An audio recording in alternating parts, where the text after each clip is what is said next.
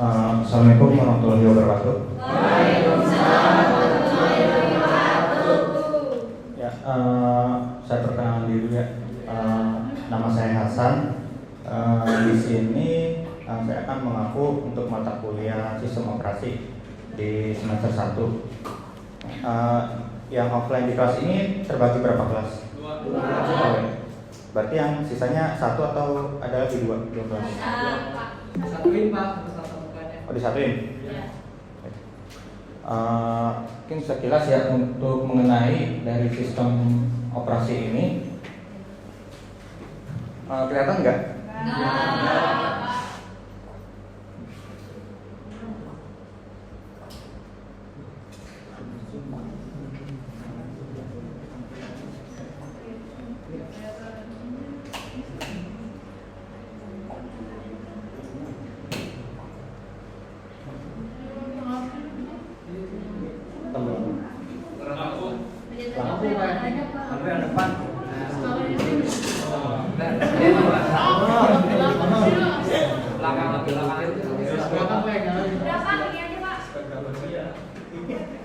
Udah, oke. Udah jelas belum? Ya. Sekilas mengenai tentang sistem operasi. Nah, di sini sistem operasi itu cenderung ya tidak ada perubahan atau tetap ya. Itu dari segi konsep dasarnya. Nah, tetapi dari pengembangan sistem operasi itu di sini sangat bervariasi. Itu bisa dilihat dari banyaknya varian ya. Itu seperti ada Windows, Linux, Unix, DOS, kemudian ada dari macOS. macOS itu termasuk dari Unix juga. Itu sama kayak Linux, masih satu keluarga sebenarnya dari core sistem operasinya. Kemudian itu dari sistem operasi di komputer. Kemudian ada juga yang namanya itu dari handphone ya atau mobile. Itu ada Android, kemudian ada iOS. Kalau dulu kan ada banyak ya kayak Symbian, ada Windows Phone juga.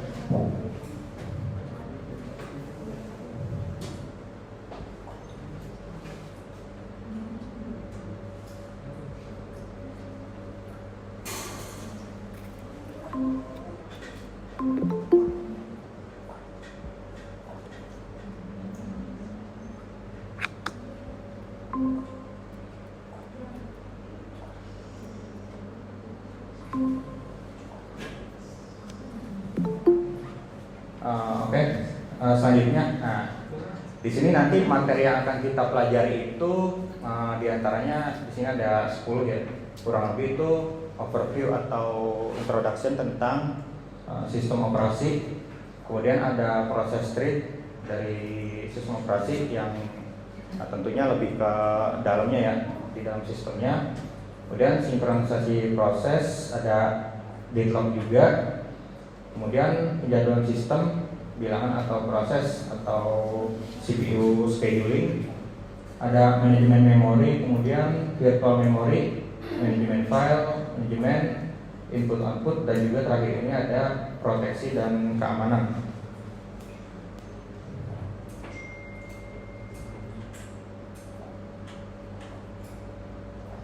Oke, untuk di pertemuan pertama dan kedua ini nantinya kita akan mempelajari tentang sistem operasi Windows, Linux, dan juga Unix. Kalian minggu kemarin udah masuk? Belum. Tahu dari minggu kemarin jadwalnya selain mata kuliah ini? Selasa ya?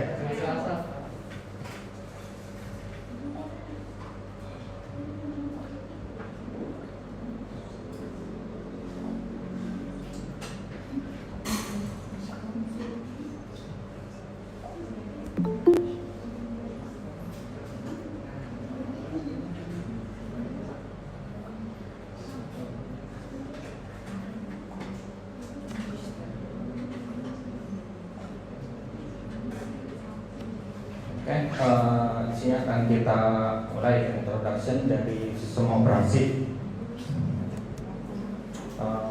Untuk agendanya itu Yang pertama ada tentang informasi umum dari sistem operasi, kemudian definisi atau penjelasannya.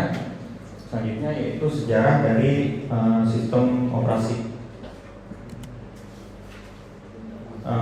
Oke, di sini ada beberapa jenis atau varian dari sistem operasi, baik itu dari komputer ataupun dari smartphone.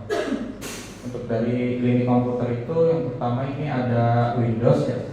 Ini variannya kurang lebih ada NT, Windows 95, 98, ME 2000, XP Vista 78, 81, 10 dan terakhir Windows 11. Kemudian ada Unix, kemudian Linux, macOS. Nah ini sebenarnya dari sisi core sistem operasinya atau dalamnya ya itu hampir sama, mulai dari penggunaan sintak-sintaknya. Misal kalau kalian pernah atau di SMA SMK pernah nyoba itu yang namanya mungkin praktek komputer ya, atau penjelasannya menggunakan terminal atau manajemen file menggunakan terminal di Linux. Mungkin kalau yang SMK mungkin RPL pernah dapat atau bisa sebatas penjelasannya, itu kurang lebih hampir sama ya. Dari susunan direktori filenya juga, manajemen file. Kemudian ada DOS. Nah kalau DOS ini mungkin lebih tepatnya bisa dipakai untuk Windows juga ya, DOS ini, tapi dia sistem operasi yang lebih kecil. Ada Palm OS, Android dan juga iOS untuk ini sistem operasi smartphone.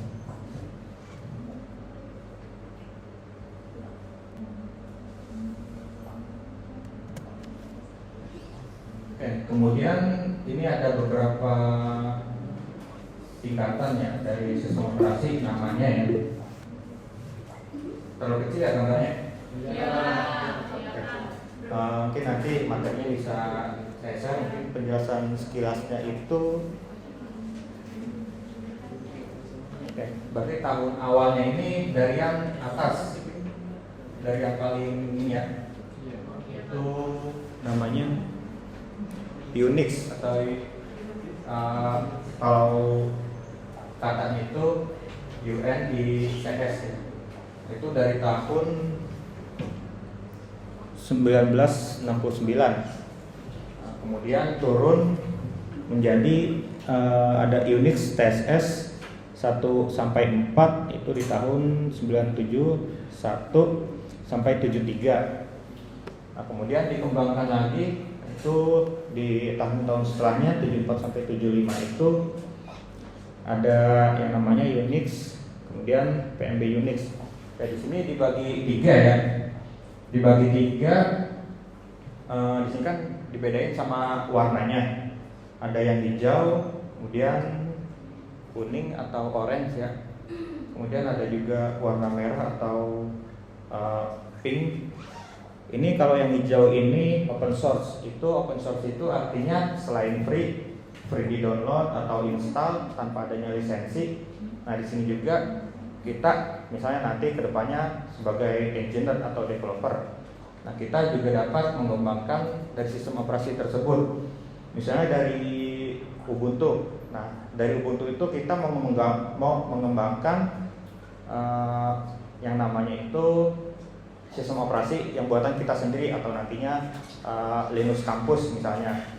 Nah itu bisa, karena itu sifatnya dari source code sistem operasinya sendiri juga open source dan juga dikembangkan dengan mudah ya, artinya tanpa lisensi juga. Dan juga dari sisi pengembang atau komunitinya itu sudah banyak untuk yang dari seri open source ini. Jadi kita juga bisa saling kolaborasi misalnya ada kendala dalam pengembangan sistem operasi.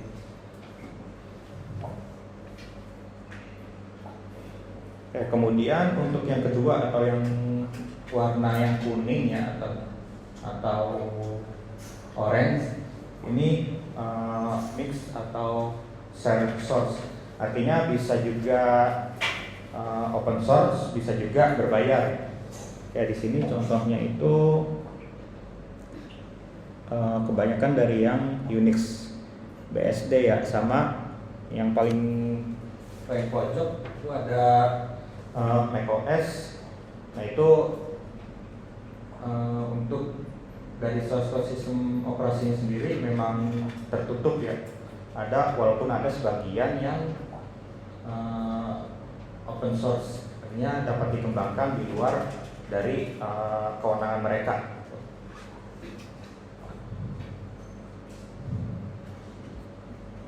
Oke, kemudian yang terakhir di sini itu ada closed source. Nah di sini kalau yang closed source itu atau yang tertutup ya, atau yang tidak open source, yang artinya kalau kita mungkin kalau download bisa ya, tapi kalau mengembangkan ataupun lainnya dari itu ya itu harus ada lisensinya.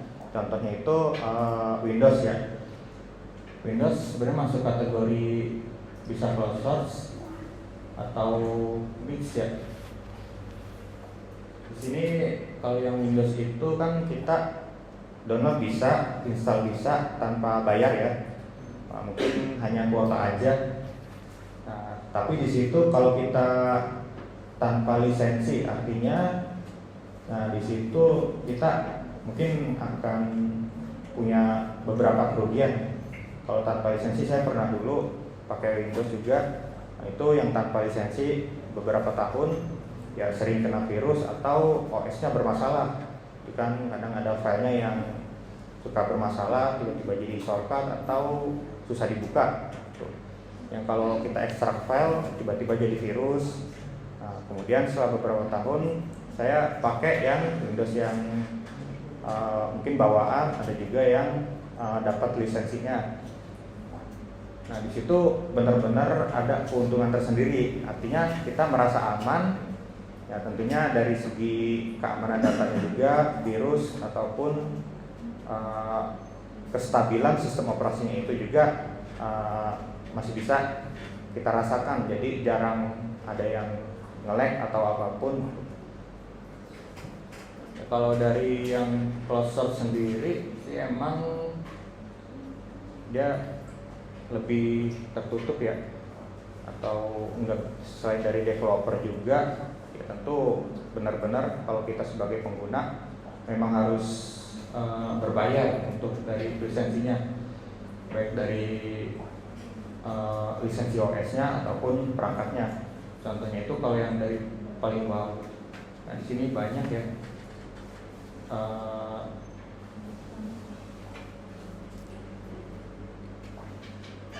Ya contohnya ini ada Solaris, kemudian OpenServer. Ini masih banyak tuh turunan dari Unix ya. Dan selain itu juga ada beberapa yang Linux juga yang enggak gratis ya. Contohnya itu Red Hat. Ini itu biasa digunakan untuk server, biasanya untuk Linux Red Hat itu. Tapi dia punya turunan juga, ada Red Hat yang CentOS dan juga sama beberapa yang lainnya. Nah di situ dia masuk ke lini yang mix, artinya bisa free juga bisa berbayar. Ya tentunya free kita bisa download dan juga instalasi. Tapi untuk kedepannya agar mendapatkan fitur-fitur yang lebih, nah di situ biasanya kita harus membayar beberapa, misal biasanya pakai dolar ya, membayarnya itu untuk lisensi kebutuhannya. Nah biasanya kalau yang dari sisi yang komersil sama non komersil seperti itu.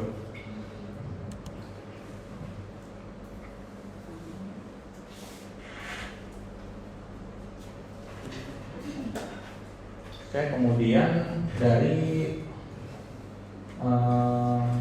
di sini ada ini mungkin lebih jelasnya dari bagian yang sebelumnya. Ini ada varian-varian, kayak tepatnya memang dari seri Linux ya yang dibahas. Itu yang paling pertama ini itu kita mulai dari tahun 91. Itu ada yang namanya Linux Slackware. Kemudian setelahnya itu dari Slackware ini, atau yang pertama itu SLS ya. Yang SLS, kemudian yang terakhir ini yang di garis hitam ini itu pada tahun 93 itu baru Slackware. Slackware di sini sampai sekarang masih ada ya, masih continue. Nah dari Slackware juga di sini dia memiliki turunan lagi Linux-nya dari varian Slackware itu SUSE. Nah kemudian SUSE ini di tahun 94 diluncurkan, kemudian pada tahun 98 atau 99. Nah di sini ada dari SUSE itu kemudian ada turunannya lagi SLS. Kemudian dari SUSE ini terakhir perubahan ya, itu OpenSUSE dari tahun 2006 atau 2007. Nah kalau yang dari family-nya Debian di sini memang paling kita sering itu Ubuntu ya. Yang paling sering kita temui itu dari seri yang Debian. Dia kontinunya memang panjang dan juga jarang ada varian-varian dari Debian karena paling familiar itu Ubuntu. Selain itu dari Debian itu memang jarang.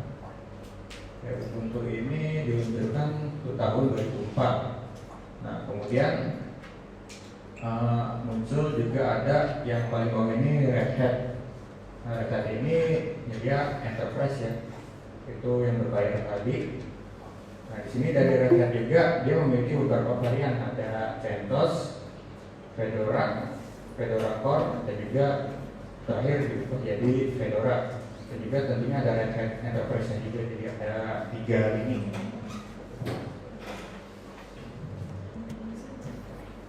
Oke, kemudian dari sistem operasi Android atau smartphone ini yang paling awal mungkin di sini sampai tahun 2016 ya. Jadi sisanya banyak yang lebih baru. Ya, dari 2016 terakhir mungkin sampai sekarang pertengahan 2022. Oke, yang pertama itu dia Alpha ya, itu diluncurkan 23 September 2008. Itu pertama kali sistem Android diluncurkan. Kemudian seterusnya tiap tahun.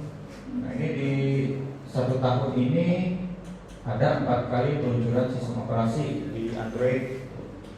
Jadi ada 4 varian atau 4 versi. Itu ada dari yang Februari sampai Oktober. Berarti itu hampir 6 sampai 8 bulan ya.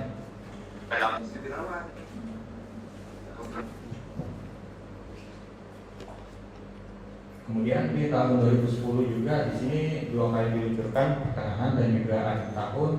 Itu Froyo dan juga Fingerbird, dan juga 2011 itu Honeycomb sama Es Krim Sandwich.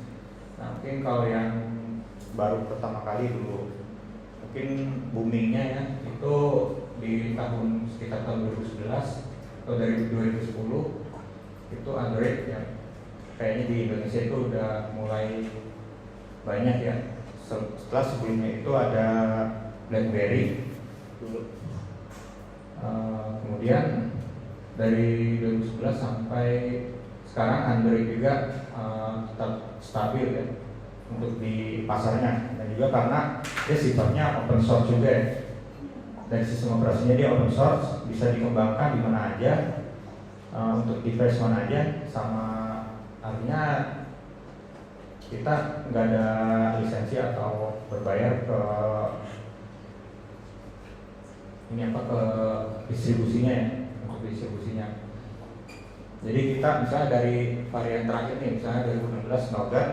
Nah di situ kita mau custom nih, dari Nougat itu beberapa fiturnya mau kita custom.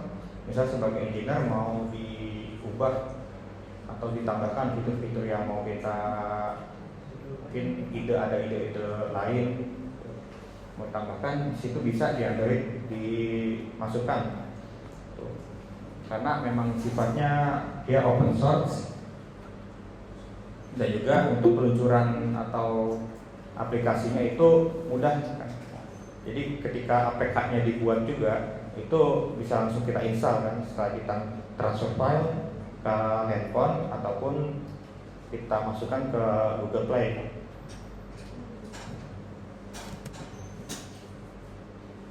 Oke, kemudian di sini apa sistem operasi itu? Nah, kemudian kode program.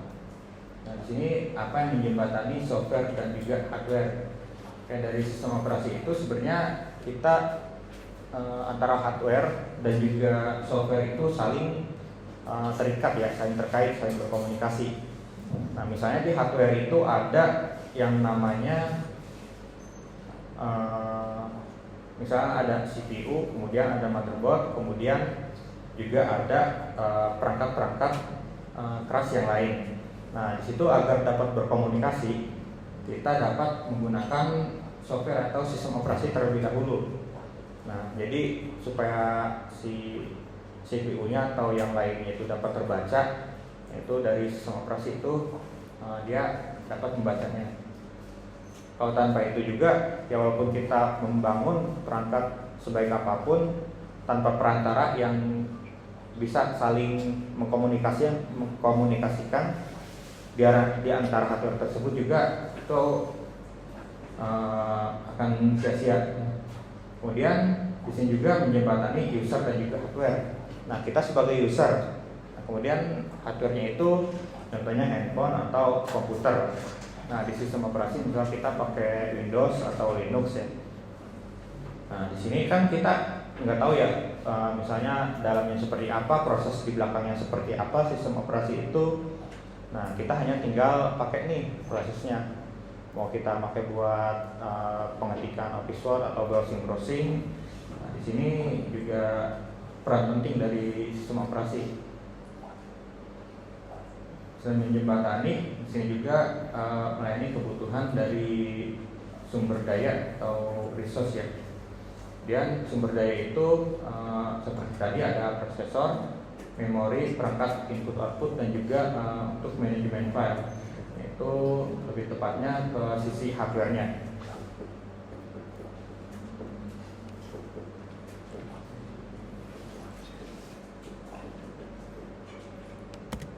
Oke, kemudian selanjutnya itu sistem operasi berdasarkan fungsinya ya. Di sini yang pertama itu melayani kebutuhan sumber daya komputer untuk perangkat lunak atau user yang menggunakannya. Oke, di sini ada itu yang namanya multi user ataupun multitasking. Nah, di sini ada sumber daya, beberapa sumber daya yaitu yang sedang kita sampaikan. Di sini ada 3, contohnya itu ada memori, file dan juga input output. Jadi dari sumber daya itu tanpa adanya sistem operasi, mereka tidak akan saling berkomunikasi. Contohnya itu kalau memori ya, memori itu bisa dibilang kalau sekarang itu RAM atau random access memory. Kemudian file itu untuk penyimpanan atau manajemen filenya ya, storage. Kemudian input output. Nah, kalau input output itu misalnya buat kita ngecas atau kalau di laptop port USB atau jack audio ya, itu input output. Nah, kalau tanpa adanya sistem operasi di situ kita tidak dapat menggunakannya. Misalnya ada kendala di suatu waktu, kan bisa aja input output jack audio kita bermasalah. Nah, berarti kan ada dari sistem itu yang bermasalah ya. Tentunya kita perlu troubleshoot. Kemudian yang kedua ini menyediakan antarmuka yang memudahkan pengguna komputer dalam menggunakan komputer. Di sini itu contohnya untuk eksekusi program atau proses, mengakses file, mengakses perangkat input output dan juga melindungi user dan juga sumber daya dan juga penanganan kesalahan atau troubleshooting. Di sini kita dapat melakukan dalam kemudahan, yaitu untuk eksekusi atau menjalankan beberapa aplikasi ya. Tentunya dengan mudah dengan adanya sistem operasi menjembatani antara software dan hardware. Kemudian kita juga dapat mudah untuk mengakses file, mengakses perangkat input output, dan juga dari sisi user dan juga sumber daya terlindungi dengan adanya security dari sistem operasi, dan juga penanganan kesalahan atau troubleshooting. Nah, biasanya kalau ada kesalahan atau troubleshooting, biasanya ada fitur atau untuk troubleshooting sendiri ya, baik itu reset, biasanya di bawahnya juga ada troubleshooting dan juga yang lainnya.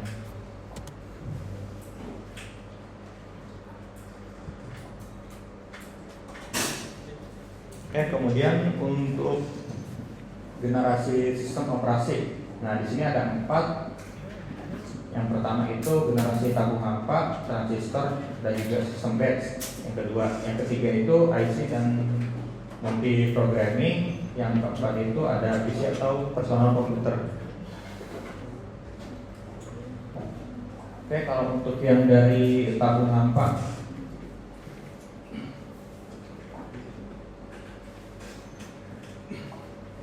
dan yang dari tabung hampa atau generasi pertama ini itu dari periode tahun 1945 sampai 1955. Ini dari John Atanasoff dan juga Clifford Berry. Mereka membangun komputer digital pertama, yaitu dengan 300 tabung hampa. Dan juga di ZRE di Berlin, ada Colossus di Inggris, dan juga Buckeye di Harvard, dan juga ENIAC di Pennsylvania. Kemudian kalau dari segi proses, kalau dibandingkan dengan sekarang ya, generasi pertama ini sangat lambat. Mungkin kalau zaman dulunya karena pertama kali mungkin ya dimaklumi ya, karena baru ditemukan dan juga baru diluncurkan, prosesnya sangat lambat, dan juga hanya ada bahasa mesin untuk menyambungkan kabel-kabel. Kemudian di sini dia sebagai berkembangnya konsep SCADA. Nah, di sini belum ada yang namanya sistem operasi dari generasi komputer yang pertama. Jadi masih seputar antara hardware atau perangkatnya masih untuk komunikasinya menggunakan bahasa mesin.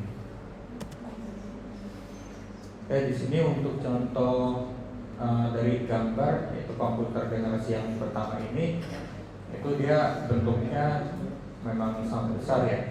Itu memang harus ditaruh atau diletakkan di ruangan yang besar. Dari bentuknya juga dia kalau lihat seperti lemari atau locker ya. Nah, di sini yang kabel-kabel ini, ya oke, di sini nggak hanya satu, tapi ada beberapa komputer tabung hampa yang saling terkait.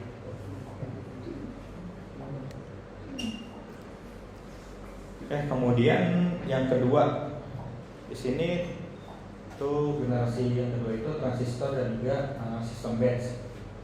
Nah, di sini penemuan transistor ini yang pertama, dia dapat mengubah teknologi komputer itu dengan adanya kapasitas, keandalan, dan juga produksi. Nah, di sini juga diperlukan dengan mainframe yang mahal, tapi di sini generasi kedua sudah dapat dijual atau komersil ke umum ya, ke pengguna yang umum. Kalau yang generasi pertama itu dia masih belum bisa dikomersilkan. Kemudian perbedaan juga di antara adanya perancangan, pembuat, adanya operator, programmer, dan juga pemeliharaan. Nah, di sistem batch ini sistem operasi itu mulai ada atau pertama kali diluncurkan dengan membaca job atau perintah ya, atau scheduler dari tape recorder. Nah, kurang lebih contoh alurnya seperti gambar di bawah ya. Mulai dari yang A pertama ini, yang paling kiri, nah itu dari tab ini perintahnya dibaca sampai di input, sama yang kedua ini kemudian diproses di output ya. Nah, ini dia dibaca card readernya sama yang bagian A ini, kemudian mesin komputernya yang B ini, kemudian di input atau diolah sama si sistem tab ini. Kemudian ada outputnya. Kalau dari penjelasan gambarnya ini kita seperti printer ya, atau output cetakan.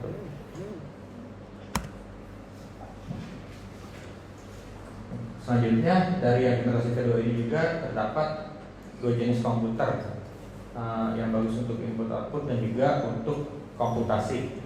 Di sini mereka terpisah, jadi secara prinsipnya itu dari komputer ini user atau pengguna tidak dapat untuk mengakses prosesor secara langsung, artinya masih dikunci. Kemudian sistem operasinya ini berupa monitor yang memiliki job atau perintah untuk dijalankan.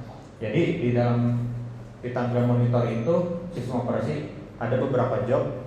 Misalnya dikumpulkan dari inputnya, misalnya ada 10 job yang harus dijalankan, itu akan tampil tuh di layar monitornya. Nanti dieksekusi oleh komputer, baru nantinya outputnya seperti apa. Nah, setelah jobnya selesai, dia akan kembali ke kontrol monitor awal.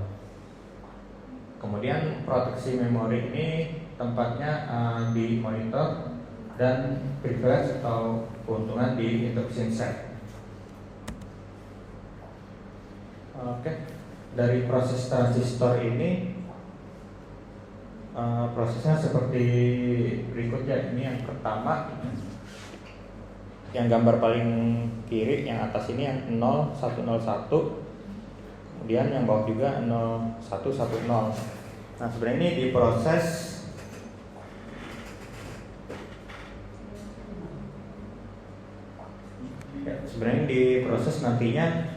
nanti hasilnya seperti apa nih di antara setelah di sum sama di carry dari transistor ini. Kan ini sebelah kanannya kotaknya masih kosong ya. Nantinya prosesnya seperti apa? Oke, untuk yang sum itu yang pertama ini untuk yang 0100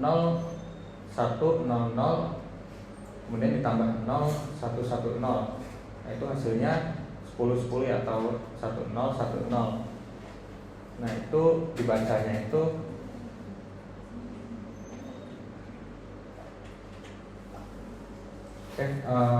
jadi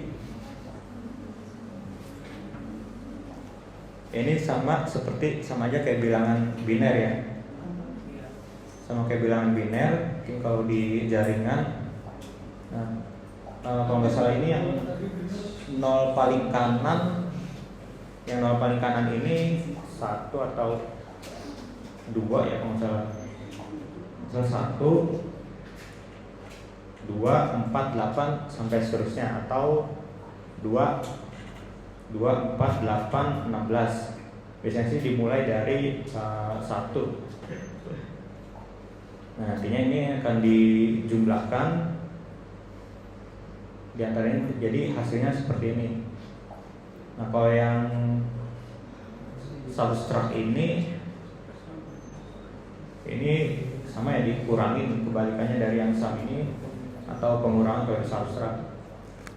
Nantinya dari sini kita juga akan belajar tentang operasi bilangan biner. Ini sekilas gambarannya mungkin dari proses transistor ya. Nanti ada sesi tersendiri untuk yang bilangan biner seperti ini.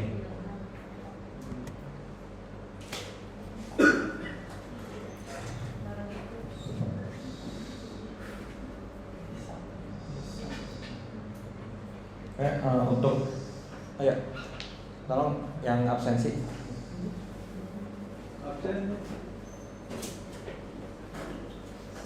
Untuk yang online nanti absensinya menyusul ya. Oke, selanjutnya untuk generasi ketiga, di sini itu mulai adanya IC dan juga multi programming. Yang pertama itu IC di sini membuat komputer lebih kecil dan juga dengan kemampuan lebih baik. Tentunya dari yang generasi kedua, yang sekarang generasi ketiga itu jadi lebih kecil, artinya misalnya yang awalnya seukuran misalnya dengan diameter 1 meter, kemudian dengan adanya IC itu bisa jadi lebih kecil, misalnya jadi setengah meter, jatuhnya seperti itu, dan juga dengan proses kemampuan yang lebih baik dari generasi sebelumnya. Nah, di sini multi programming itu di sini bisa menjalankan beberapa program sekaligus ya. Tidak hanya satu perintah. Jadi multi ini kan multi artinya ya lebih dari satu, kalau dasarnya seperti itu. Kemudian bisa juga switch atau pindah ke program lain bila suatu program di sini menunggu proses input dan output.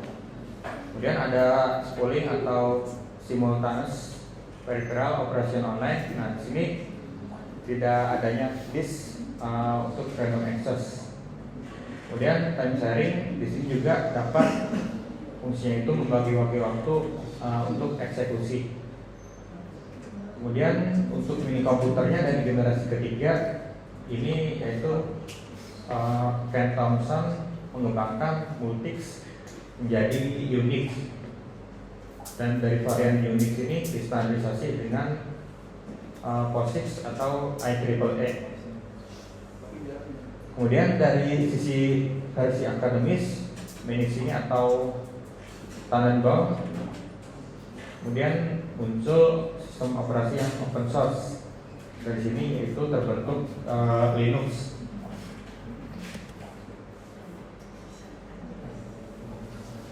Oke, selanjutnya generasi keempat ya, atau personal komputer. Di sini itu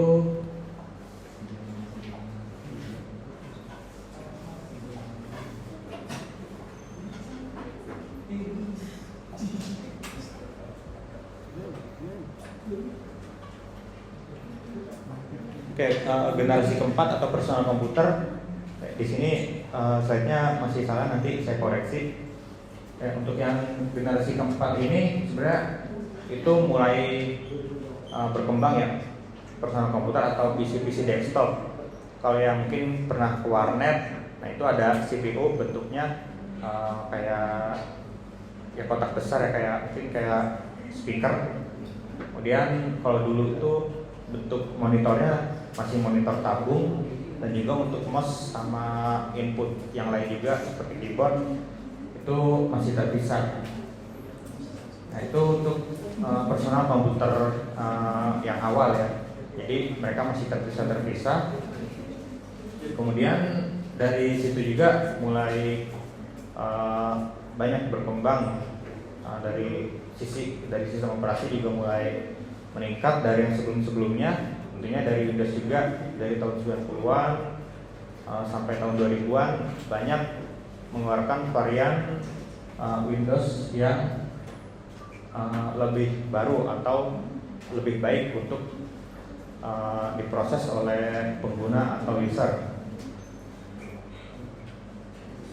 Generasi keempat sampai sekarang masih dipakai, masih digunakan ya, tentunya baik itu di kampus, di kantor ataupun di tempat lain itu masih digunakan karena teknologinya itu masih dapat menunjang aktivitas atau kebutuhan kita di masa yang saat ini.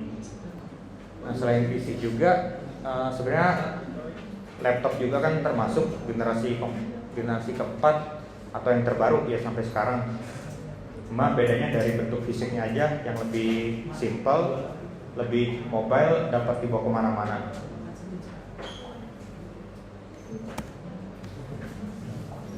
Oke, kemudian untuk yang sejarah Windows, nah di sini kurang lebih ya. Secara sekilas nanti untuk Windows sebenarnya ada sesi lain. Oke, untuk sekilas ini, nah di sini dari tahun 81 mulai itu MS-DOS 1.0. Kemudian untuk base-nya itu masih kosong, anti-base-nya juga masih. Untuk catatannya dari yang awal ini yaitu rilis dari untuk IBM PC, untuk IBM personal komputer. Jadi rilis pertama kali Windows itu untuk IBM. Kemudian rilis yang kedua itu sudah support untuk PC XT, yang selanjutnya juga sudah support untuk PC ETI. Selanjutnya, nah di sini dari tahun 90 mulai ada varian untuk Windowsnya ya, atau MS-DOS, yaitu Windows 3.0. Nah di sini mulai dari catatannya ya, di sini dia terjual 2 juta kopi dalam 2 tahun. Kemudian di tahun 91 dikeluarkan untuk versi MS-DOS-nya itu untuk yang 5.0, tapi yang base Windows-nya tidak ya. Malah keluarnya tahun 92 itu 31. Kemudian sampai di sini ditambah ini sampai yang 2006 Windows Vista. Nanti untuk yang sesi Windows ada lagi sesi yang lebih detail lagi dari yang ini.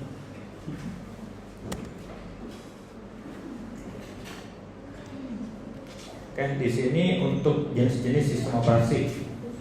Nah, di sini ada mainframe OS, server OS, multiprosesor, PC, embedded computer, embedded atau embed OS, sensor node, real time, sama terakhir ini smart card OS.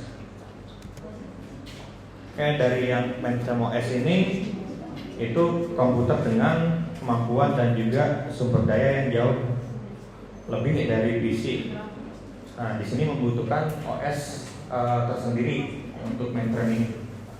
Nah, di sini untuk mainframe OS ini memproses banyak job sekaligus. Artinya, misalnya ada 5 atau 10 job, jadi dapat diproses sekaligus di OS tersebut di mainframe ya. Jadi bisa secara berbarengan. Kemudian dengan kapasitas input output yang juga sangat besar. Nah, dari mainframe OS ini terdapat 3 jenis mode pemrosesan. Nah, yang pertama itu batch, transaction, processing, dan juga time sharing. Kemudian yang kedua ini server OS. Nah, di sini server OS itu dapat berupa PC atau personal komputer atau juga mainframe. Nah, di sini berbasisnya atau konsep client server ya, yang terhubung dengan network. Ya, di sini dia berfungsi untuk pelayanan seperti mail server, web server, print server, dan juga sebagainya, atau untuk tempat aplikasi atau ya misalnya kita membangun sebuah aplikasi diletakkan di server OS itu bisa, atau database server juga bisa. Jadi fungsinya salah satu server OS itu sebagai tempat atau rumah misalnya aplikasi, database atau konfigurasi lain dari misalnya nanti aplikasi yang kita buat itu diletakkan di server. Nah, itu agar dapat diakses secara publik atau private. Jadi untuk itu ada dia punya varian atau versi tersendiri untuk server OS ini. Saya pernah pakai misalnya di server atau virtual machine menggunakan ada Windows 10. Nah, itu Windows 10 biasa dengan Windows Server itu beda secara fungsi dan juga maksimal dari fitur dan juga kecepatan atau akses yang diberikan. Nah, kalau menggunakan Windows 10 di server atau virtual machine itu memang bisa, tapi itu nantinya kedepannya akan tidak kuat, bisa down atau aksesnya lambat. Dan juga dari fiturnya itu hanya untuk diperuntukkan personal komputer biasa. Beda halnya dengan misalnya Windows untuk varian yang untuk server. Nah, itu memang ditujukan untuk itu, jadi tentunya secara fitur akan lebih optimal. Kemudian ada multiprosesor OS. Nah, di sini multiprosesor OS itu dia saat ini sudah merambah ke mikrokomputer dengan multi-core chip atau multi-core chip ini lebih tepatnya adanya nanti di CPU ya. Dan mencakup prosesor scheduling, dan communication, dan juga dari masalahnya bagaimana mengoptimalkan parallel processing atau mengoptimalkan. Nah, kalau paralel ini kan proses berjalan secara berbarengan. Misalnya ada proses 1, 2, 3, 4, 5. Nah, itu apakah bisa dihandle dengan multiprosesor OS ini secara berbarengan? Karena kan tujuannya itu pertama memangkas waktu agar lebih cepat sedikit ya, dan juga tentunya nantinya memangkas atau pekerjaan selain dari waktu, sisi pekerjaan juga jadi lebih efisien. Kemudian PCOS, nah di sini yang sudah yang paling umum atau ya kita mungkin tidak sadar bahwa ada sistem operasi yang lain. Nah sekarang sudah support untuk yang multi programming. Selanjutnya untuk handheld komputer. Nah di sini handheld komputer itu ada mengenai keterangan itu personal digital assistant dan juga smartphone. Kemudian sistem operasi harus menangani multimedia, telepon dan juga third party software. Ada contoh Symbian dan Palm OS. Ya, untuk handheld komputer OS ini lebih ditujukan untuk perangkat mobile atau handphone, karena dari judulnya saja sudah handheld, artinya ya memang yang di dalam genggaman ya, artinya perangkat komputer yang bisa digunakan itu dalam genggaman. Kemudian ada Embedded OS. Nah di sini Embedded OS itu masuk ke dalam perangkat keras yang tidak tampak seperti komputer. Kemudian contohnya itu ada microwave oven, mesin cuci dan juga DVD player. Di sini Embedded OS itu hampir sama dengan handheld komputer, tapi lebih tertutup dan juga tidak ada software yang tidak terpercaya, atau tidak perlu khawatir kita ada software yang tidak terpercaya. Nah di sini contohnya KNX dan juga ada VxWorks. Nah kalau dari contohnya itu microwave oven, mesin cuci, DVD player, artinya ada perangkat keras itu sistemnya. Nah itu kalau yang sekarang ya, contohnya nih yang terbaru itu kan mesin cuci sudah banyak yang digital ya, pakai tombol-tombol, ada waktunya. Kemudian misalnya masukin air berapa lama, kemudian sudah dapat menghitung kalkulasi misalnya dari reguler atau nyucinya cepat. Nah itu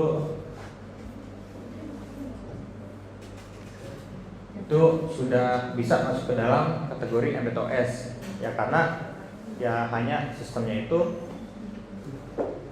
sebenarnya sederhana untuk instruksinya ya. Jadi dia instruksinya sudah ada di dalam misal perangkat itu yang ditanamkan. Kalau contohnya microwave oven, kita ngatur waktu misal 10 menit. Nanti setelah 10 menit itu sudah habis timernya, dia akan mati sendiri atau off secara otomatis. Jadi selain digunakan di komputer juga digunakan dalam perangkat atau barang elektronik di sekitar kita ya sehari-hari di rumah. Kemudian sensor note OS. Nah di sini sensor note adalah komputer kecil dengan tenaga baterai yang biasa ditempatkan di tempat terbuka dan juga dilengkapi radio dan sensor. Di sini contohnya itu ada Tiny OS. Oke, kemudian selanjutnya ini ada Real Time OS atau waktu menjadi parameter kunci atau respon komputer diharapkan terjadi dalam jangka waktu tertentu. Kemudian dari Real Time OS ini terbagi menjadi dua ya. Ada Hard Real Time System. Nah, Contohnya itu jika kendala waktu dilanggar mengakibatkan bahaya atau kerusakan. Contohnya sistem kontrol, pertahanan, dan juga transportasi. Yang kedua ada bagian untuk soft real-time system. Contohnya itu jika kendala waktu dilanggar tidak diinginkan namun tidak berbahaya. Contohnya audio, video, telepon digital.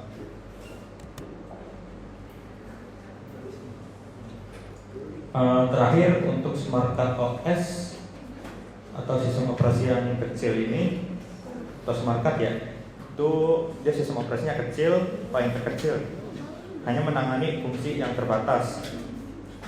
Itu biasanya mungkin kalau sekarang sudah banyak perangkat mungkin yang ada di rumah tangga atau di rumah bisa masuk ke, misalnya contohnya IoT ya, atau itu juga sudah termasuk ada sistem operasinya, yaitu untuk menjalankan beberapa controller ya, yang nantinya akan bisa kita gunakan dengan fungsi-fungsi tertentu.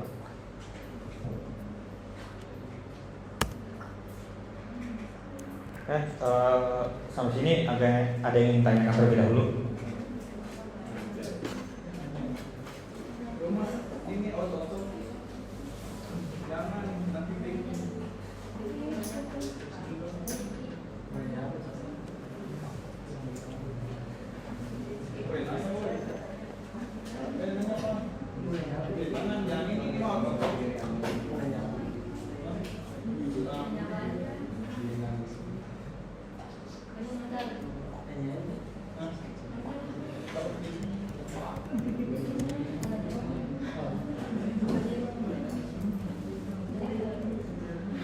beda dari materi.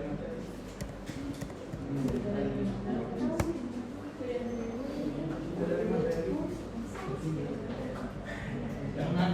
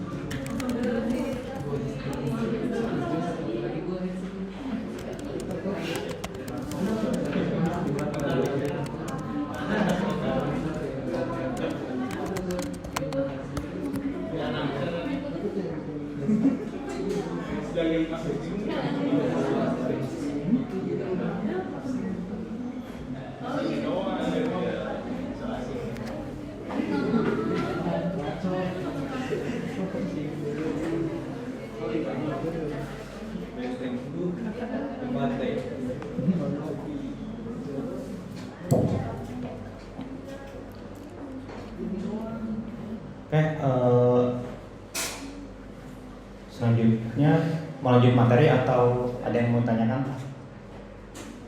Kita sampai jam 2:30 ya?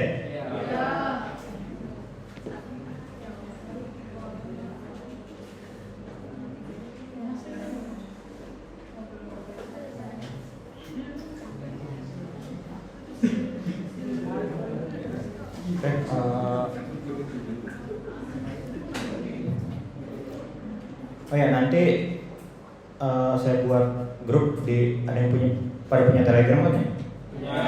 Ya. Nanti saya buat grup Telegram untuk mata kuliah sistem operasi. Mungkin nanti boleh minta nomor penanggung jawab di kelas ini ya.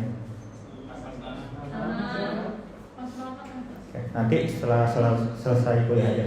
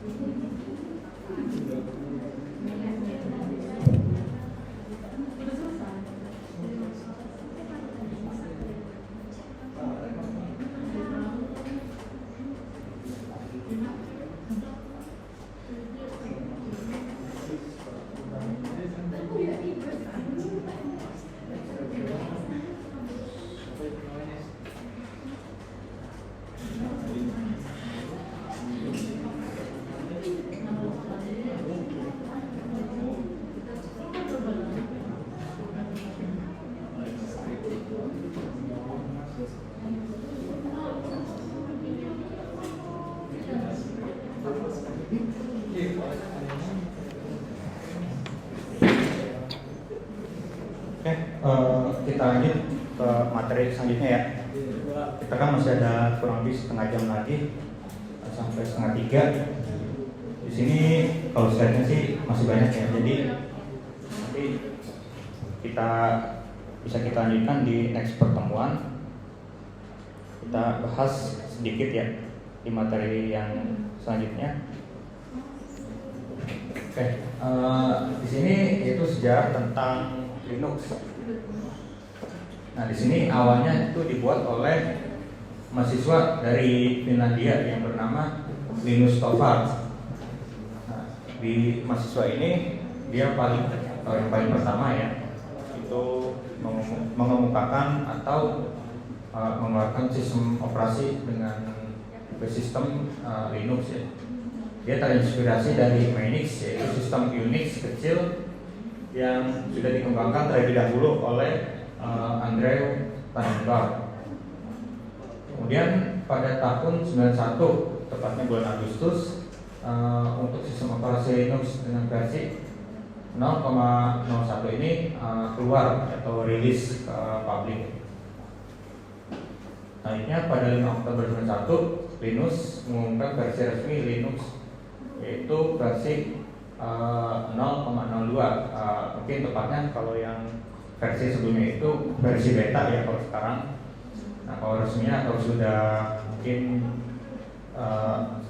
sudah tidak beta lagi, yaitu atau mungkin artinya sudah production atau sudah siap pakai ya oleh pengguna, yang hanya dapat dijalankan menggunakan cell-based atau GNU bound gate cell, dan juga GCC atau GNU C compiler.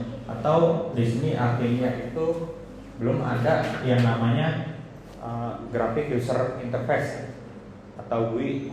Nah, kalau sekarang kan Linux itu bisa dijalankan dengan macam-macam ya, bisa dari GUI ataupun dari terminal saja. Nah, di sini yang pertama kali dikenalkan itu yang tanpa GUI ya, atau menggunakan sistem bash atau terminal atau command prompt. Jadi kita menjalankan perintah membuat file atau mengetikkan yang namanya isi file atau manajemen directory itu menggunakan shell bash atau terminal. Oke, saat ini Linux itu sistem Unix. Nah, di sini sangat lengkap dan juga dapat digunakan untuk jaringan, pengembangan software untuk development, dan juga untuk pekerjaan sehari-hari. Nah, jadi sudah banyak kegunaan atau fungsi dari sistem Linux ya. Itu selain untuk kita belajar, bekerja, atau pengembangan software, dan juga untuk networking, itu sudah bisa dilakukan di sistem Linux. Kemudian Linux juga dapat diperoleh dalam berbagai distribusi atau distro. Nah, distronya banyak. Kalau tadi kan sebelumnya itu ada distro dari Debian, SUSE, kemudian Red Hat. Nah itu tiga itu termasuk distro. Nah kemudian yang kayak seperti OpenSUSE atau CentOS, Fedora, dan juga Ubuntu itu masuk ke dalam di dalamnya distro. Nah, distro ini bundle dari kernel Linux dan juga sistem dasar Linux atau beserta sistem dasarnya, dan juga program instalasi, tool basic, dan juga program lain yang bermanfaat sesuai dengan tujuan pembuatan dari distro tersebut. Terkadang dari distro Linux ini atau variannya itu memiliki fungsi yang berbeda-beda ya. Misalnya kalau yang Red Hat tadi lebih ke mungkin cenderung ke server ya, atau yang enterprise. Kemudian kalau yang untuk yang Debian itu bisa tepatnya paling sering digunakan untuk belajar ya, atau untuk development. Ada juga biasanya untuk networking atau cyber security, ada juga yang seperti itu.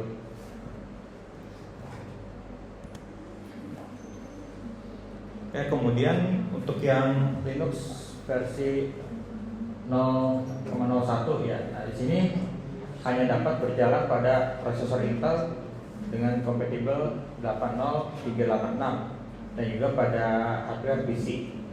Kemudian mempunyai device driver support yang terbatas, dan juga sistem berkas yang didukung hanya Minix ya, karena dia dari yang referensi awalnya juga dari sana dia Linux versi 1.0. Nah, di sini sudah mendukung standar jaringan TCP/IP. Nya dari yang versi sebelumnya, yang terbaru ini sudah dapat menggunakan akses networking dan juga sistem berkas yang lebih baik atau manajemen file tanpa batasan, dan juga support untuk range of SSI controller dan juga untuk high performance, dan juga terdapat diakses serta support hardware tambahan. Kemudian untuk yang Linux versi 1.0 poin 2 ini versi terakhir untuk yang PC only di tahun 95. Kemudian untuk yang Linux versi 2.0 ini sudah mendukung multi arsitektur dan juga multiprosesor arsitektur. Dan juga di sini sudah improve untuk manajemen memori serta pengembangan performance dari TCP/IP untuk sistem atau tools networking. Dan juga sudah mendukung internal kernel, penanganan dependensi antara modul-modul codable dan juga logging otomatis berdasarkan permintaan. Dan juga standarisasi interface konfigurasi.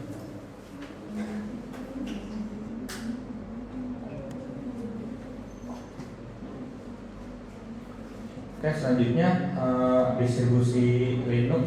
Nah, di sini lebih detail lagi ya dari yang sebelumnya. Di sini yang pertama Red Hat. Nah, di sini yang paling populer dan juga distribusi atau distro yang pertama yang diinstalasi dan juga pengoperasiannya yang mudah. Kemudian Debian itu distro yang mengutamakan kestabilan dan pengandalan. Di sini mengorbankan aspek kemudahan dan juga pemutakhiran program. Kemudian yang ketiga ini ada untuk distribusi atau distro Linux yang versi Slackware ya. Di sini distribusi atau distro yang pernah merajai dunia Linux. Distro Slackware ini isinya itu ada dan juga sudah teruji ya. Dianjurkan untuk menginstal dari source atau source code sehingga setiap program yang diinstal teroptimasi dengan sistem. Jadi itu tidak ada yang namanya kita download sudah dalam bentuk aplikasi jadi ya, kemudian digunakan atau diinstal. Di sini di Slackware ini ketika kita menginstal sebuah program, kita harus dari source terpusatnya atau dari source code-nya, kemudian kita bisa di-compile atau baru diinstal. Kemudian SUS atau SUSE di sini distro pertama yang selanjutnya dapat menggunakan bahasa Indonesia. Kemudian ada Mandrake, itu varian distro Red Hat yang dioptimasi untuk Pentium. Mandrake ini berarti masih satu turunan dari Red Hat. Kemudian ada Linux, itu distro yang dirancang atau diinstal di atas partisi DOS atau Windows ya. Linux dibuat seakan-akan dia merupakan suatu program aplikasi di bawah Windows. Jadi kita sudah ada OS Windows, kemudian diinstal distro dari Linux, jadinya ada OS di dalam OS. Kalau double boot atau double OS kan beda, itu masih satu OS, cuma kalau di dalam Linux ini atau distronya, jadi aplikasi Windows kemudian diinstal aplikasi atau sistem operasi Linux ya, atau dari distronya. Jadi itu seperti OS di dalam OS. Dan juga yang masih banyak lagi contoh-contohnya. Selanjutnya Unix atau Linux. Nah, di sini Unix base atau multi project, itu sifatnya open source ya, gratis, free. Yang pertama kali dikenalkan oleh Linus Torvalds dan juga Richard Stallman, yaitu pendiri GNU. Dan juga logonya penguin yang bernama Tux. Oke, ini beberapa tampilannya dari seri dari Linux.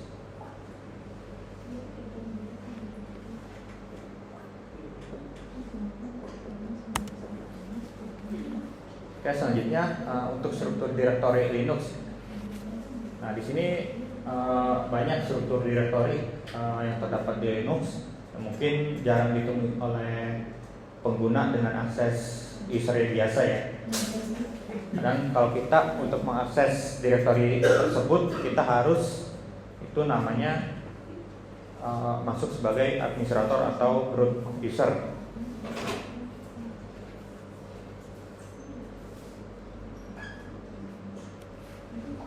Oke, Oke, yang pertama ini /bin. Nah, di sini berisi file-file binary yang dapat digunakan oleh seluruh user ya, baik super user ataupun user biasa. Kemudian di folder atau directory boot ini itu berisi file-file yang digunakan untuk booting sistem operasi Linux ya, termasuk image kernelnya. Jadi di dalam boot ini banyak terisi file untuk kita bisa menghidupkan komputer dengan sistem operasi Linux sampai itu tampil ke antarmuka atau UI interface login. Itu prosesnya dari directory boot ini.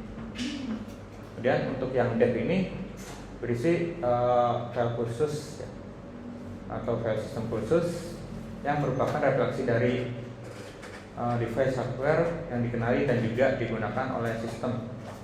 Nah, kalau untuk yang directory indice ini yang keempat ya, di situ terdapat banyak file konfigurasi sistem yang biasanya hanya dapat diubah oleh super user atau root user ya, itu user paling tinggi untuk tingkatannya.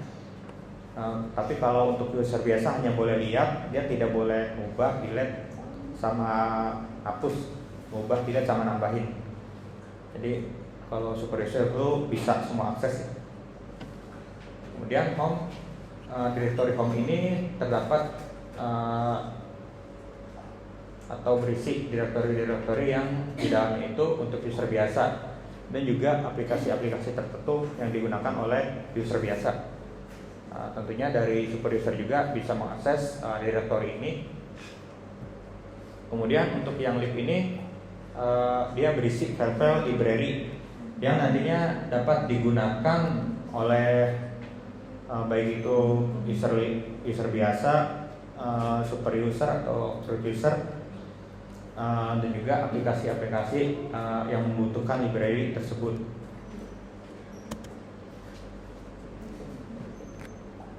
Oke, kemudian untuk masih lanjut jadi directory Linux, di sini ada mnt atau mount ya, untuk mounting. Nah, di sini fungsinya untuk mengaitkan device disk ke storage system dalam bentuk directory. Jadi misalnya kita memasukkan atau nyolokin flash disk ke laptop ya dengan sistem operasi Linux. Nah, biasanya itu terdapat satu folder mounting dengan nama atau jenis dari perangkat yang kita colokkan, baik itu handphone, memory card ataupun flash disk ya. Kemudian proc di sini berisi file sistem khusus yang menunjukkan data-data kernel setiap saat atau setiap waktu ya. Selanjutnya untuk yang root directory, di sini terdapat untuk directory home, untuk super user atau user root, dan juga user khusus dengan privilege atau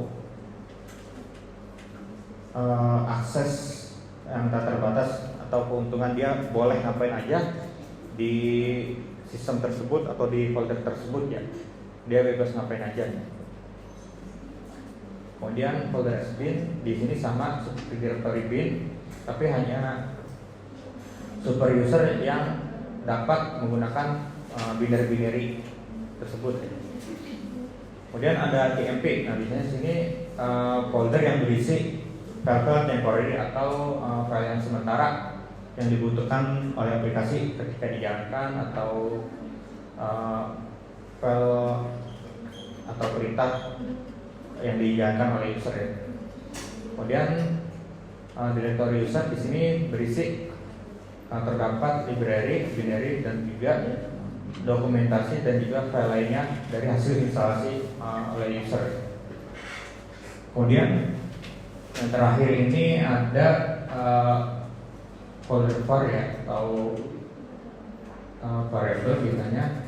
Di sini terdapat atau file log, mailbox, dan juga data-data aplikasi.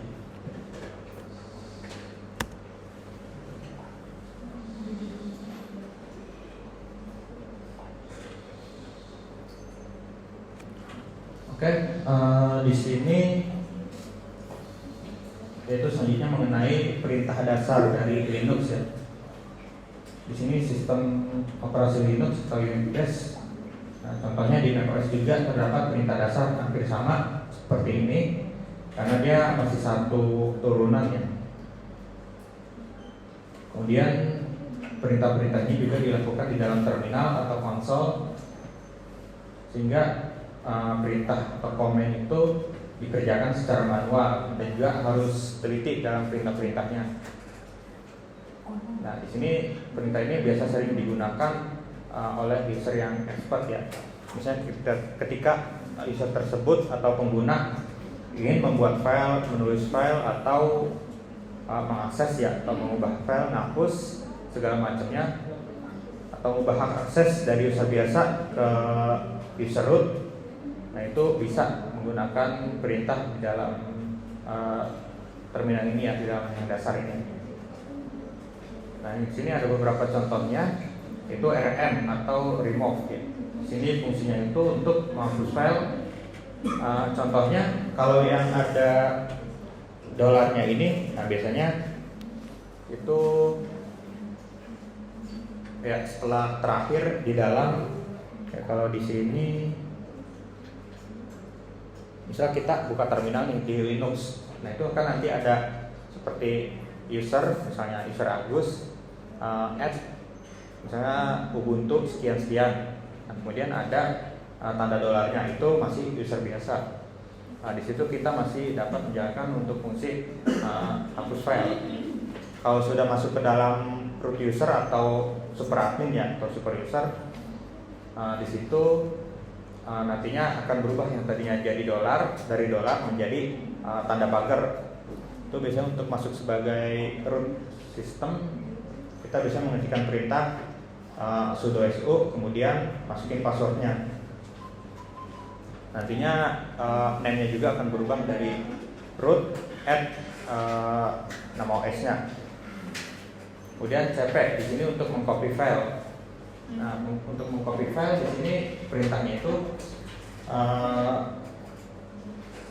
cp kemudian /etc. Nah, berarti filenya ada di dalam folder etc. Kemudian spasi folder group, kemudian F1 ini nama filenya ya, atau fl ya, fl nama filenya. Jadi dari folder etc di copy ke dalam folder group. Kemudian untuk membaca file bisa menggunakan perintah cat atau cat.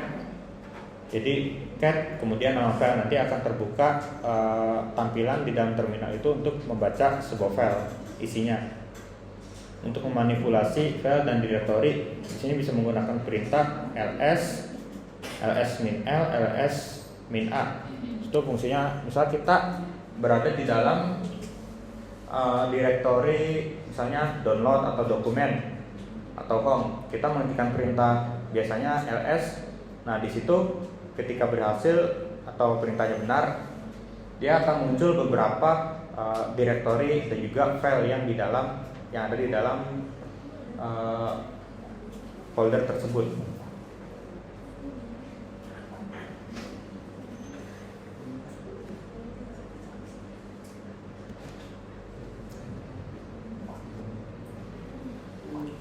Oke, mungkin sedikit lagi ya, 2 slide lagi.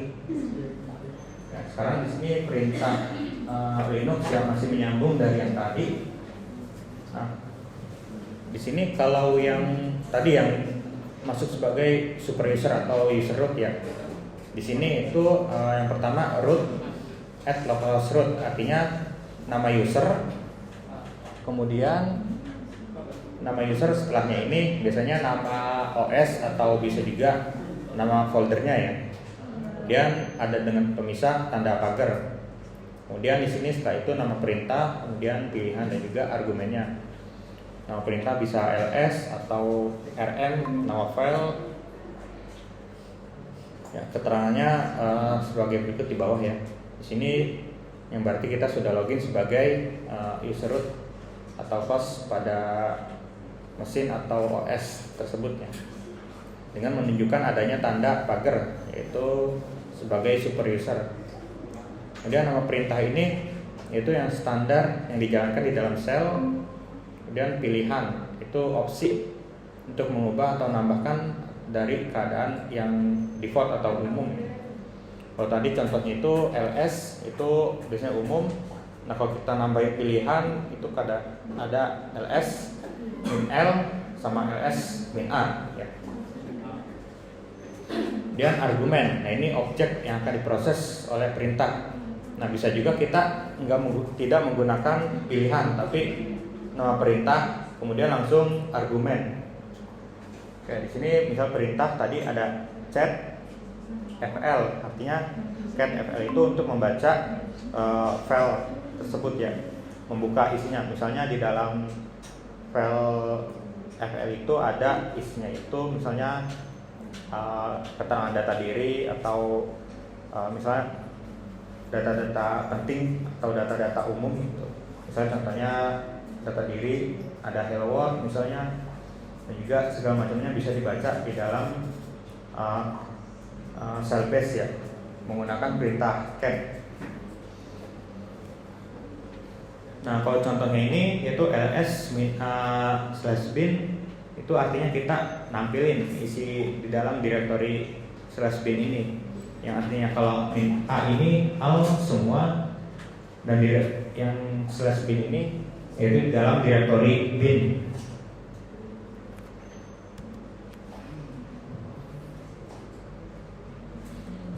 Oke, selanjutnya di sini yang terakhir ya, yaitu sudo xdis min l. Itu artinya kita dapat melihat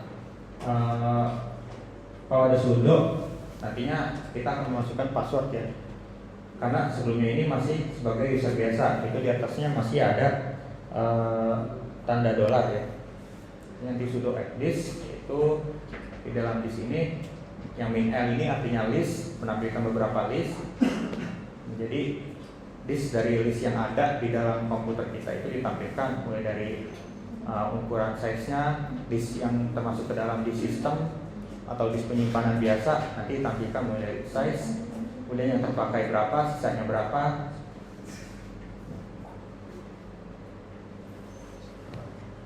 Kemudian untuk yang di bawahnya ini yang kedua ya, yaitu sudo start cdeli. Nah ini ESA ini bisa sama untuk remove ya, untuk remove, atau di sini bawahnya juga bisa untuk backup data atau juga sebagai info ya. Kalau yang sudo ESA ini saya sendiri jarang menggunakannya ya, untuk yang terminal yang bawah. Mungkin paling seringnya di antara dua ini yang paling atas ya, untuk misalnya melihat atau ngecek dari list tersebut misalnya udah penuh atau belum.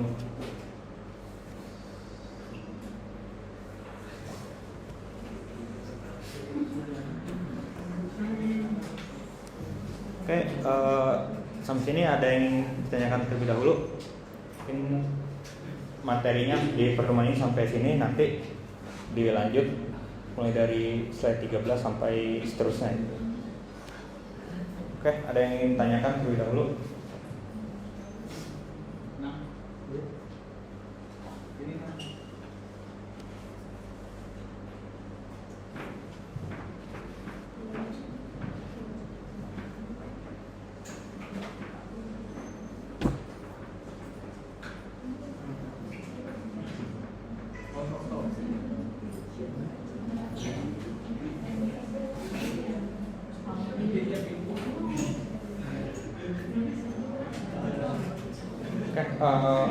Boleh minta kontaknya salah satu.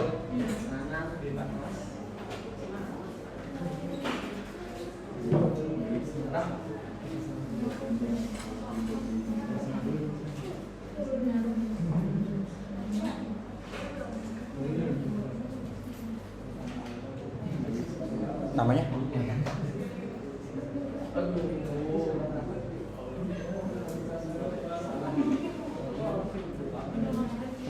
Tolong tulis.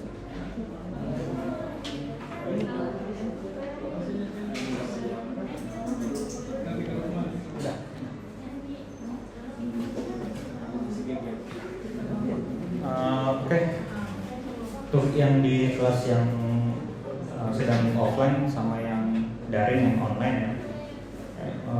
Kurang lebih sekian untuk penjelasan materi dari saya ya, di mata kuliah sistem operasi. Tadi kita sudah jelaskan mengenai tentang introduction atau pengenalan dari sistem operasi, kemudian dilanjut dengan sistem operasi Linux ya. Oke, jika tidak ada yang ingin ditanyakan,